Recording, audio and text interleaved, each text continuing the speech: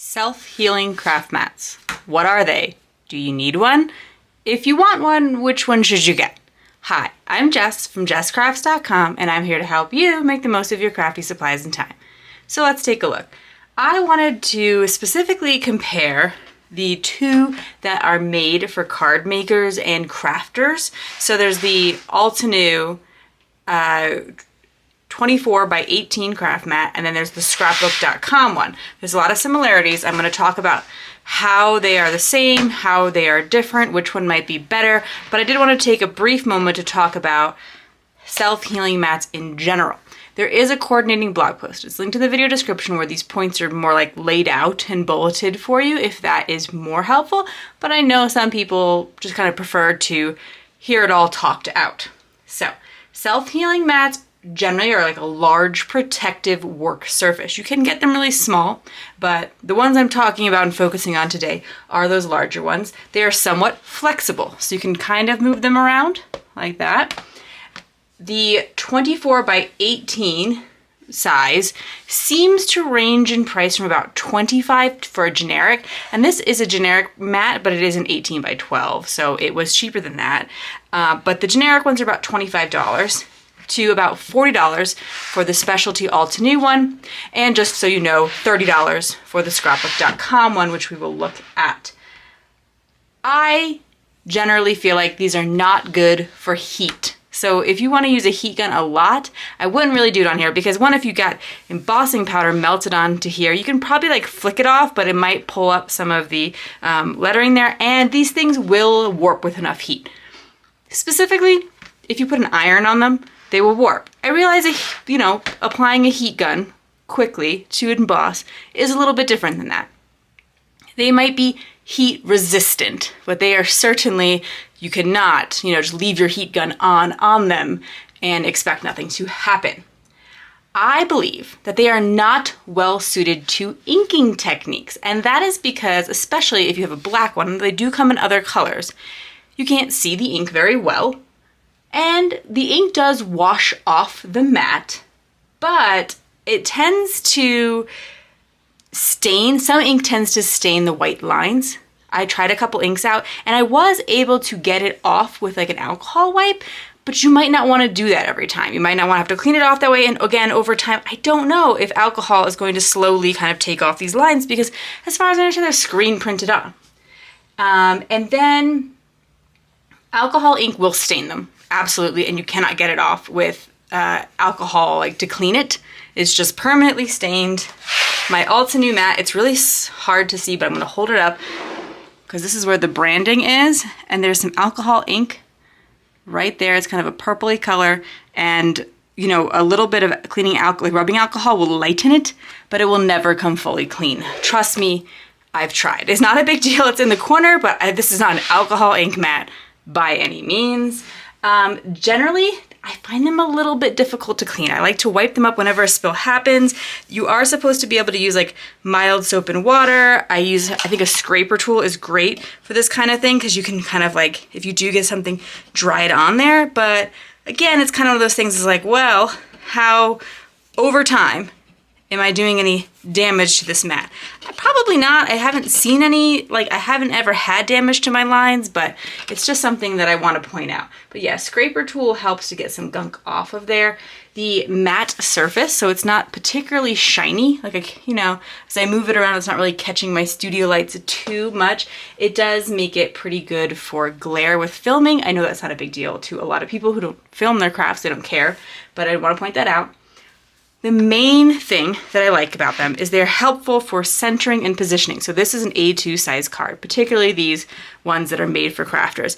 And then these are 1/4 inch markings. And so I can make sure that my sentiment or my piece of paper is lined up across my card. That is true to some extent, even with these mats. I can put my card base on the bottom of a line and then line it up with one of the other lines, and I've done that. I do like having the A2 card, but I'll talk more about that later. It does keep a ruler on your work surface at all times. So if I need a quick measurement of something, I have a ruler, top, bottom, sides. And then something I did want to point out is if you were vigorously inking something, it's going to slide around on your surface. I keep a non-stick, or I don't even know if that's the right word for it, like a silicone mat. I keep it underneath. And I'm actually gonna switch it out to a larger scrapbook.com mat, but then that kind of holds it more in place. So if you're having that issue, just something to consider. Now that we've kind of talked about self-healing mats in general, and if you go to the blog post, I kind of more specifically go into why I personally like the mat, but it's a lot of those features that I just mentioned. So the differences. The scrapbook.com mat, it does say on the website that it is double-sided, but it is grid on one side and completely black on the other. That's not necessarily what I would have thought when I heard double-sided, but you could like cut on the other side because these are self-healing mats, so you could take an X-Acto knife to them over time, and especially if you press really hard, you know, they will get damaged, but you know, they can certainly be cut on without permanently damaging them with, you know, reasonable use. Okay, so the scrapbook.com one, as I said, it's single-sided and it's only imperial measurements, i.e. only inches and half inches. And then the Altenew is inches on the black side and on the very dirty back, so sorry about this, but it is metric measurements. So that is a super important feature for some people, and that's why I kind of wanted to start with that, because there's a big difference between the two. Single-sided, double-sided. This one is exclusive to scrapbook.com, the scrapbook.com mat. So that's not too surprising. And the other one, an Altenew, you can get in several places, which could be an advantage. The smallest measurement on the Altenew mat is 1/4 inches. Scrapbook.com, it's 1/2 inch lines. And as you can see on the Altenew mat, the 1/4 inches are dotted, and then the full inches are these like solid thick lines. And so to me, I can kind of read it a little easier than I can read the lines on the scrapbook.com mat. Sorry. This one from scrapbook.com is $29.99. That is technically a sale price, but they tend to have their exclusives on sale regularly, so I imagine it's about that price most of the time, and sometimes you can get additional like percentage off coupons. The Altenew mat is $39.99. I have not often seen it on sale, but you know, that could affect things. I like that the scrapbook.com mat makes it closer in range to the generic mat. So they're about $25, this one's only $29, you know, $30. So it puts the price point a little closer. Okay, the branding on the scrapbook.com mat is here right in the center and in the bottom corner. I don't know that anyone would care about that, but I guess if you were filming, that might matter. The Altenew is just in the corner, so actually when you see my mat typically as I'm working, you cannot see that it is specifically the Altenew mat, although many of you probably know that it is. The center line is distinguished here on the Altenew mat, which is kind of what I was saying before in terms of them being those bolder lines, but even the perfect center of the mat is even a slightly different line. And I like that. It can be helpful when you're trying to like find the center of your A2 cards. The camera's gonna have a bit of a time focusing on this, but when I have this down, like I know this is now the center of my card completely. I find that to be pretty helpful if positioning matters a lot to you. The measured work surface. So it's a 24 by 18 mat, but that doesn't mean that the rulers go all the way up to that.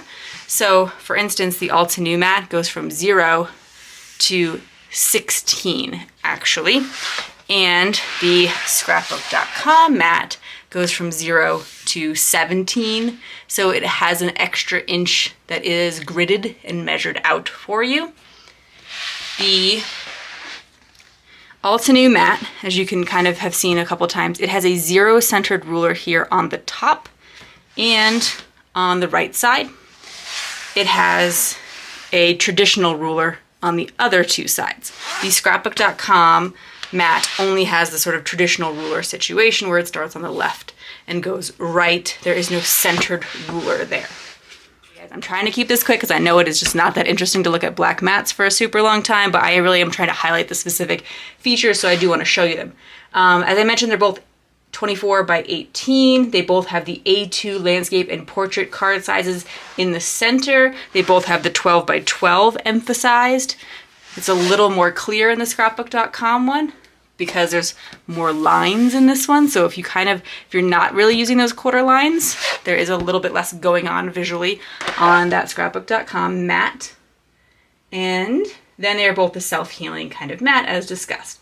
Okay, final thoughts, my conclusions, what I think about more specifically these two mats, but in general. These mats are great if you want a large, cut-resistant, gridded mat, like not shiny, work surface to protect your table. But it is not an essential craft tool for most crafters. I would not say everyone needs this mat or everyone needs a mat like this.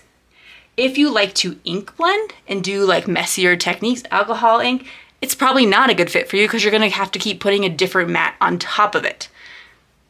If you only need imperial measurements, so if you are outside of the US and you only want to measure everything in imperial, although I have understood from international crafters, they often do work with, if you only need metric, I keep mixing them up. If you only need metric, the Altenew is the only choice, really, because it is the one that is in metric.